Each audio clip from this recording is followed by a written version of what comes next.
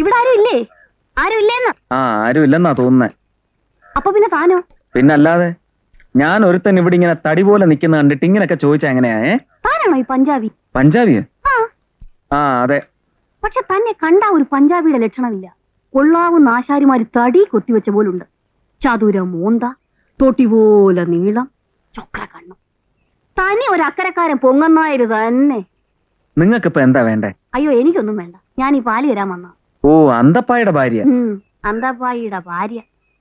എത്ര നല്ല ആലോചനകളൊക്കെ വന്നതാ. എന്റെ തലയിൽ എഴുത്ത് അറിയാനൂടെ പൊറുക്കാനായി പോയി. അതിനിപ്പോ എന്തു പറ്റി? എന്തു പറ്റിയെന്നു? എന്റെ കൂട്ടത്തിൽ കെട്ടിച്ചവർക്കൊക്കെ കൊച്ചുങ്ങൾ 3ഉം 4ഉം ആയി. ഞാനിപ്പോഴും മേലും കീഴും നോക്കി നിപ്പാ. അല്ല, മനസ്സിലായില്ല. അത് ഞാനേ കൊച്ചുങ്ങൾ ഉണ്ടാവത്തില്ല. എന്റെ വീതി അല്ലാണ്ടെന്താ. താനൊന്ന് ശൃംഗരിക്കാതെ കുപ്പി അകത്തുകൊണ്ട് കാലിയാക്കി കൊണ്ടുപോവാ. അയ്യടാ അയ്യ.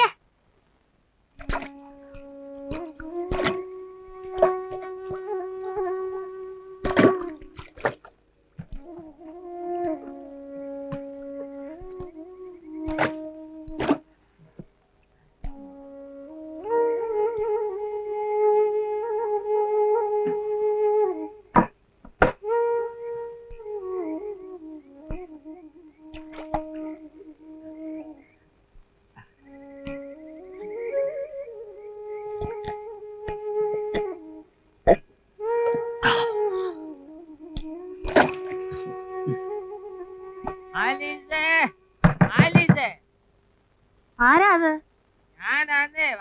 ഓ, സാലീസ് വരുന്നു വരുന്നു. ആദ്യ രാത്രിക്കാ കേറി വരൂ. ബാക്കിയുള്ളവരെ കിടന്ന് ഉറങ്ങാനും സമ്മതിക്കത്തില്ല. ഒരു കഷ്ടം. ഇരിയാനൊന്ന് നേരത്തെ വന്നിങ്ങ് തൊലച്ചൂടെ? കച്ചവടം തീരണ്ടേ? കച്ചവടം ആർക്ക് വേണ്ടിയാണ് ഇയാൾ ഇങ്ങനെ ഉണ്ടാക്കണതിന്റെ? അപ്പോ നമുക്ക് തക്കാലം കുഴി വെക്കാൻ 2 പെട്ടിയുടെ ആവശ്യമേ ഉള്ളൂ. പിന്നരിക്കാതെ വല്ലതും വേണമെങ്കിൽ എടുത്തു വെച്ച് തിന്ന്. ചോറും കൂട്ടാനും അടുക്കള ഇരിപ്പുണ്ട്. എനിക്ക് എവിടെങ്കിലും ഒന്ന് കിടക്കണം. നമുക്ക് ഒരുമിച്ചിരുന്ന് കഴിക്കാം. ഒരുമിക്കണ്ട, ഞാൻ കഴിച്ചതാ. പോയിരുന്നങ്ങ് കഴിച്ചോണ്ടാ മതി. അയ്യോ അലിസേ, നോക്കേ, നല്ല മടക്ക് സാധനം കേക്കുവാ. അവറാച്ചന്റെ കടയിൽ നിന്ന് മേടിച്ചതാ. നല്ല സ്വാദാ. നല്ല സ്വാദാണോ? തനിച്ചിരുന്നങ്ങ് നിന്നോണ്ടാ. അത് രാത്രി അവറാച്ചനും മടക്ക് സായി. നേരം വെളുത്ത് എന്നോട് ചോദിക്കും, എനിക്കറിയാൻ മേലേ നിന്നെ? ഇല്ല.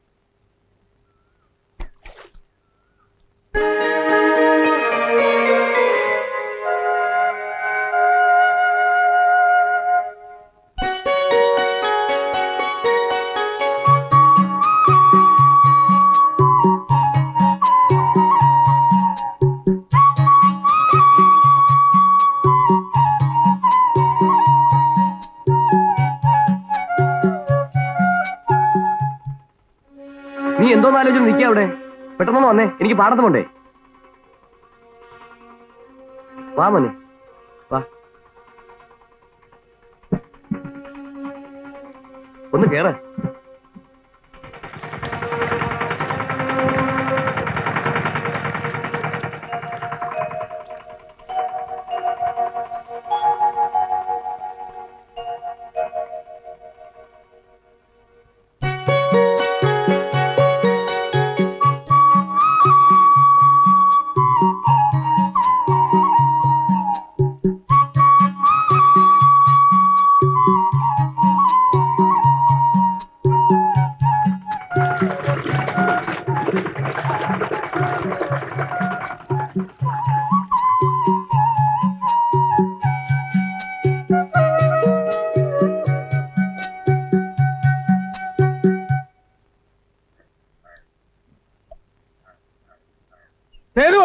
അപ്പുറത്തുണ്ടല്ലോ. വിളിക്കാവനെ.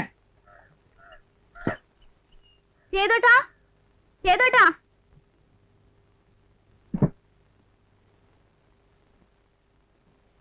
നീ ഇന്ന് വക്കീലാഫീസിൽ പോയിരുന്നു? പോവാൻ തുടങ്ങുമായിരുന്നു. എപ്പോ? നിന്റെ അമ്മയുടെ 16 അടി ഇതിന് കഴിഞ്ഞിട്ടോ? എടാ, രാവിലെ വക്കീലാഫീസിൽ പോകണമെന്നോട് ഞാൻ പറഞ്ഞിരുന്നോ? പോവാന്ന്. ഉവ്വ്. എന്നിട്ട് വിത്ത് വാങ്ങാൻ വേണ്ടി ചാച്ചപ്പന്റെ അടുത്ത് പോയിരുന്നു. നാളെ വിതയ്ക്കേണ്ടതാ. ആ ദേവസ്വംകാരുമായിട്ടുള്ള കേസ് പിന്നെ മാറ്റിവെച്ചു. ഇത് എത്രാമത്തെ തുണയാന്ന് നിനക്കറിയാമോ? സമയാസമയത്ത് വക്കീലന്മാരെ കണ്ട് ചൂടാക്കിയില്ലേ വലിയ നടക്കൂടാ. ആ വസ്തുവിന്റെ വിലയിൽ കൂടുതൽ ഇപ്പൊ കേസിന് ചെലവായില്ലേ അമ്മാവൻ? അമ്മാവൻ ഇങ്ങനെ കേസിനും വഴക്കിനും നടക്കും. സമയത്തിന് വിത്ത് വിതച്ചില്ലെങ്കിൽ ഇവിടുത്തെ കാര്യങ്ങൾ കൂടി പരിങ്ങല്ലോ. നേർക്ക് കയറിയൊന്ന് തറുതല പറയാൻ തറുതല പറയാൻ നടുവ് ഓർന്നില്ലടാ. കൃഷി നടത്തണോ വ്യവഹാരത്തിന് വേണ്ടി വെച്ചോ തീരുമാനിക്കാൻ ഞാനുണ്ട് ഇവിടെ. നിന്റെ തന്ത സമ്പാദിച്ച വകയൊന്നുമില്ല ഇവിടെ.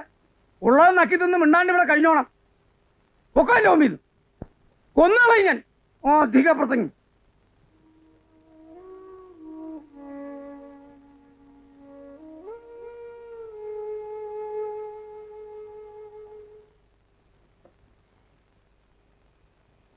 സേതോട്ടാ, കഞ്ഞി വിളമ്പി. വേണ്ട. ആണുങ്ങൾക്ക് വേണ്ടയോ? എന്റെ തന്ത സമ്പാദിച്ച വകയൊന്നും അല്ലല്ലോ. മതിയായി ഭാഗി, നക്കി തിന്നാൻ വയ്യ. സേതോട്ടാ, ഞാൻ എങ്ങോട്ടെങ്കിലും പോവുക. ഇതിലും ഭേദം വല്ല നാട്ടിലും പോയി ചുമടെടുക്കുന്ന. ഇതായിപ്പോ തമാശ. അച്ഛന്റെ മുൻചൂണ്ടിയെ കുറിച്ച് സേതോട്ടിന് അറിഞ്ഞൂടെ?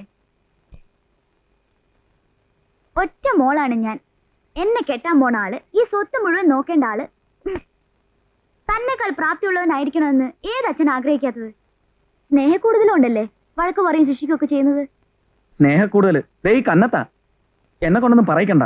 ഇന്ന് ഇത്തിരി കൂടിപ്പോയി. എനിക്കും തോന്നി. ദേ, ഈ ദേഷ്യമൊക്കെ ഒന്ന് കളഞ്ഞ് മനസ്സ് തണുപ്പിച്ചൊന്ന് ചിരിച്ചേ.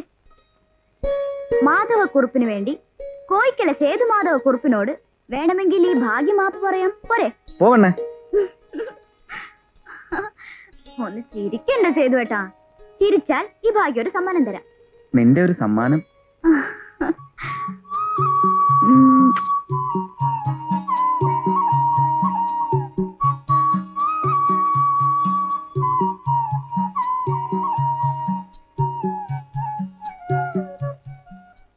എടോ പഞ്ചാബി, താൻ സ്വപ്നം കണ്ടോണ്ടിരിക്കുകയാണോ? കൊള്ളാം. ഈ ഇരിപ്പിരുന്ന കടയുടെ നിരപലയിടാൻ വലിയ താമസമൊന്നും ഉണ്ടാവില്ല. ആരെയാണോ സ്വപ്നം കണ്ടത്? ആരെയുമല്ല. എന്നിട്ട് തന്റെ മുഖത്തൊരു എന്തുട്ടുപോലെ. എന്തുട്ടോ? ഒന്നും അറിയാൻ പാടില്ലാത്തൊരു കൊച്ചു കുഞ്ഞ്. എനിക്ക് ഈ തെളിച്ചൊന്നും പറയാനൊക്കത്തില്ല. പകൽ സമയത്ത് ഒറ്റയ്ക്കിരിക്കുക, സ്വപ്നം കാണുക, ഇതൊന്നും അത്ര നല്ല ലക്ഷണമായിട്ട് തോന്നുന്നില്ല. ഇതിനൊക്കെ കൂടെ ഒറ്റ മരുന്നേ ഉള്ളൂ. താൻ വേഗം ഒരു പെണ്ണ് കിട്ടും. തനിക്കിനി എന്റെ അറിയാനെ പോലെ വല്ല കുഴപ്പവും? പിന്നെന്താ, വേണമെങ്കിൽ ഞാനൊരു പെണ്ണിനെ ആലോചിച്ച് അങ്ങ് തരാം. പോരെ? എന്റെ പൊന്ന് പെങ്ങളെ, ഒന്ന് പോയി തരൂ. അയ്യോടാ, ഇന്ന് ശൃംഗരിക്കാരെ കുപ്പി കത്തുണ്ടി കാര്യാക്കി കൊണ്ടുത്താ. അയ്യടാ, വേഷായിരിക്കുന്ന. അയ്യോ.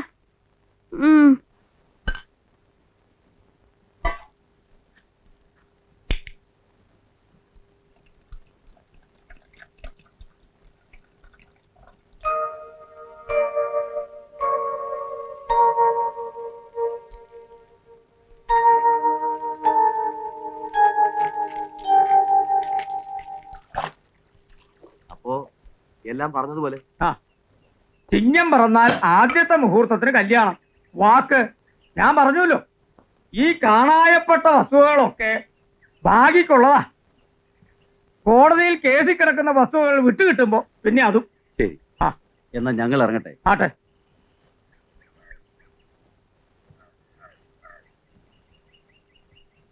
അതിഥികൾ ഇരുന്നപ്പോ എതിര് പറയണ്ടെന്ന് കരുതിയ അമ്മാവാ, ഇത് നടക്കില്ല. നടക്കാൻ ഞാൻ സമ്മതിക്കില്ല. ഒരു രണ്ടാം കെട്ടുകാരനെ ഭാഗ്യം പിടിച്ചു കൊടുക്കേണ്ട കാര്യമില്ല. അത് തന്നെ. എടാ, മേലേക്കരപ്പാടത്തെ കേസ് ഹൈക്കോടതിയും തള്ളിയപ്പോ ഈ കുട്ടിക്കൃഷ്ണന്റെ അച്ഛൻ ഒരാളെ സഹായിച്ചിട്ടാ സുപ്രീം കോടതി വരെ പോയതും കേസ് ജയിച്ചതും. എന്റെ മകളെ ആർക്ക് കൊടുക്കണമെന്നേ ഞാൻ തീരുമാനിച്ചോളാം. പോരാ, ഞാനും കൂടെ തീരുമാനിക്കണം. അവൾ എന്റെ മുറപ്പെണ്ണ, എനിക്ക് അവകാശപ്പെട്ട പെണ്ണ്. ഞാൻ അവളെ വിട്ടുതരില്ല. മുകളിൽ ആകാശവും താഴെ ഭൂമിയായി നടക്കുന്ന നിനക്കോ എന്റെ ഭാഗ്യെ കടക്കണമായ വഴി ഒരു നിമിഷം ഇവിടെ നിൽക്കരുത്. അമ്മാവാ, ഞാനും കോയിക്കല കുറുപ്പ് തന്നെയാ. ഓർത്തോ, ഞാൻ ജീവനോടിരിക്കുമ്പോ ഈ കല്യാണം നടക്കില്ല.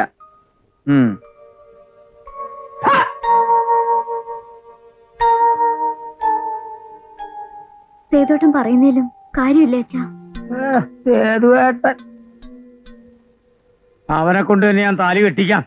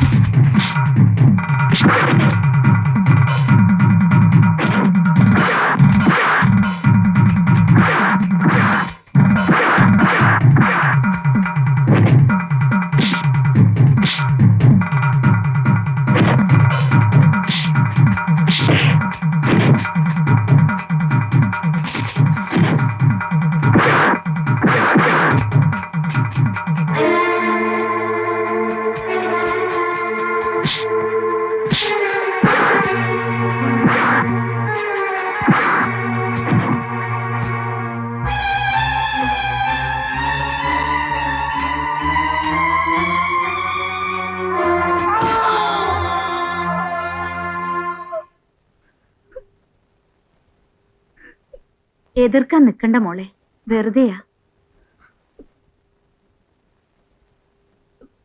അച്ഛന്റെ ഇഷ്ടമല്ലാണ്ട് ഇവിടെ ഒന്നും നടന്നിട്ടില്ല, നടക്കുകയില്ല.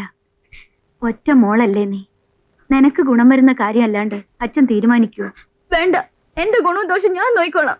അതെന്നെ പട്ടണയിലേക്ക് എടുത്തു കഴിഞ്ഞിട്ട് മാധവക്കുറിപ്പം തീരുമാനിച്ചതാ. അച്ഛാ, മിണ്ടി പോകരുത്.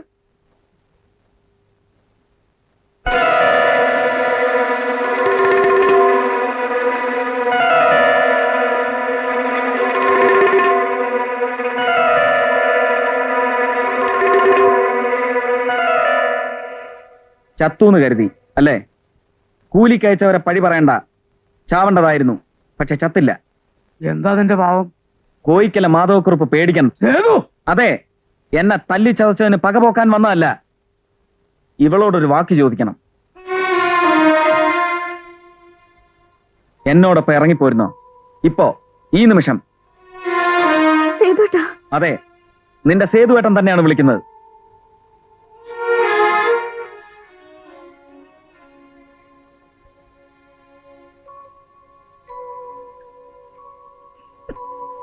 നിന്റെ അച്ഛനെന്നല്ല, കാലൻ പോലും നമ്മളെ തടയില്ല.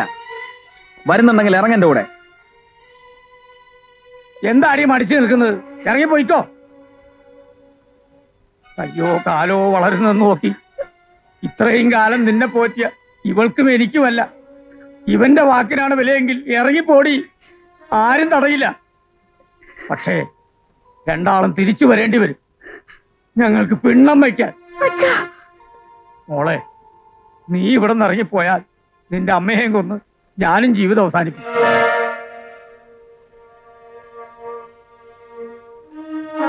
കോയിക്കല മാധവക്കുറുപ്പിന് തോൽക്കാൻ അറിഞ്ഞുകൂടെ മോളെ? പൊയ്ക്കോ.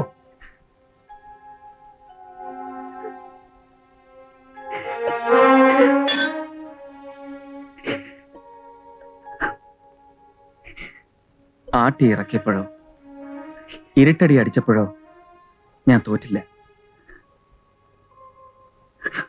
ഇപ്പൊ ഞാൻ തോറ്റുപോയി ഭാവി. ഇനി ഞാനില്ല, ഈ നാട്ടിലേക്കില്ല. Ha ha ha.